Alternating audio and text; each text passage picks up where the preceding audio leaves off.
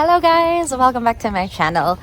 Today, samahan niyo ako sa grocery shopping. Tingnan natin kung gaano kamahal yung mga bilihin dito sa Amerika at kung affordable pa para sa inyo. So you will have, idea kung low ba ang cost of living dito sa States or high. Come on, let's see. Let's go! Okay, guys, first order of business. Nagpapag-asa ko ngayon sa Sam's Club. So ayan na siya currently. Nasa $28 na ako for 10 gallons. Ang rate natin, ito ang lagay ko yung 87. Yung price ngayon ng gas dito sa Sam's Club is, first time ko actually papagas dito, 2.6. Yan, tapos na. Okay guys, so again, so nung nakita nyo, $35 yung full tank ng kotse ko. And actually mura na yung 2.6 na gas. Yung sa other ko na gasoline station, Quickstar yung name niya. Nakita ko kanina 2.7. So 0.1 lang naman yung difference niya. Kaya most of the time doon talaga ako sa Quickstar kasi yun yung mas lapit sa bahay. Ito kasing Sam's Club is I have to drive about mga 15 to 20 minutes na drive para makapunta dito. Pero anyway, so, sa presyo ng gas, mas mura dito sa Iowa compared sa other like big cities like Chicago or like California. Kahit magkatabi lang kami ng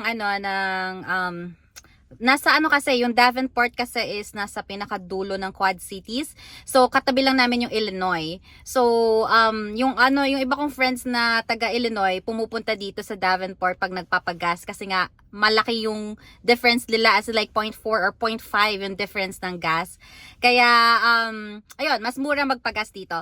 Ngayon naman papasok na ako ngayon sa Sam's Club kasi nga doon lang naman ako, diyan lang pa ako nagpagas. So ang Sam's Club na grocery shopping center dito is like para siyang SNR, yung parang equivalent or Landers sa Pinas. So medyo pang siya, parang pang maramihan siya, pang malakihan. So anyway, mag-ano lang ako ng konting groceries ngayon. Tingnan natin kung magkano yung mga presyuhan sa loob. So come on, let's go. Join me. Okay guys, so tapos na ako mag-grocery doon sa loob. Ito ang aking total today sa Costco grocery ko. Sam's Club grocery is $143.21. Kind of expensive, no? So, ito yung mga nabili ko. Ito lang yun, guys. Cantaloupe. Ay ko. So, lagay ko lang siya dito sa likod ng trunk ko. Lahat. Okay, so ito na siya lahat. So, actually, kaya medyo expensive because of this kasi medyo yun nga yung sinasabi ko pag sa mga Sam's Club bumibili, medyo mga malakihan yung products nila. So, ako naman, pag bumili naman ako ng mga ganito, yung mga pang laundry, ito maramihan na din to, mga 156 packs na yan, na Tide Pods. So, at least mga good for, siguro mga 6 months ko na din tong gagamitin. Ito din, mga 6 months na din to, or maybe 4, mga 4 to 6 months. So, kaya medyo expensive siya. Tapos, ito lang. Actually, tilapia lang yung nabili ko. Ganito yung tilapia nila dito, guys. Naka-linis na. Kasi wala nga palengke dito sa States. And then, ito, pepino, saging. Bumili lang ako nitong roll ko para pang lunch ko na ngayon. Itong ravioli. Mahilig ako sa tinapay. Tsaka yan. Yan lang. Tsaka mani. Yun na yun. $143 na yun. Okay. Let's go. Okay guys, so andito ngayon ako sa Walmart naman. Dito sa Walmart, dito ako mas nakakabili ng parang tingi-tingi, kumbaga, yung parang pang single lang. Kasi pagka doon nga kasi sa mga Sam's Club o kaya Costco, mga maramihan kasi siya. So hindi ko naman kasi kailangan ng sobrang madaming like kunwari onion o kaya tomatoes. So dito naman ako sa Walmart usually bumibili nun or sa Aldi.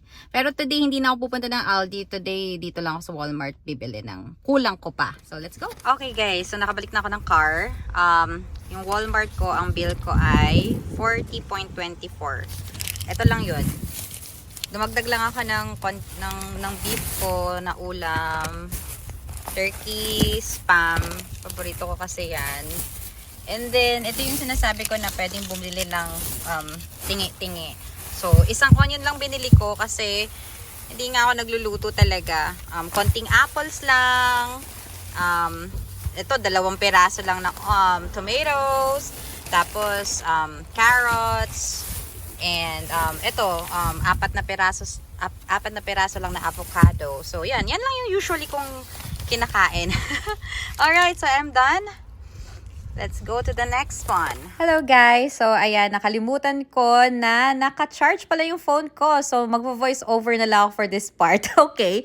So actually, tinuturo ko lang yung car wash. So ito na yung last ko na gagawin for my errands day.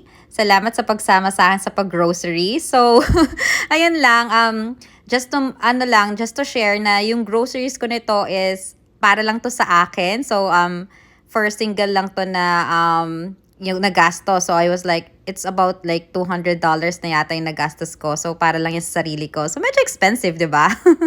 So I cannot imagine kung magkano yung magiging gastos or budget kapag syempre pag may family kayo. Pero in general naman, mas mako-consider ko pa rin naman na mas mura pa rin dito living here in Iowa compared to other states.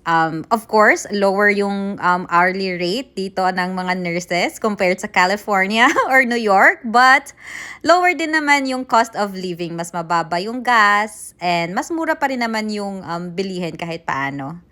So, ayun lang guys. Thank you so much for watching this video and I hope to see you again in my next one. Bye!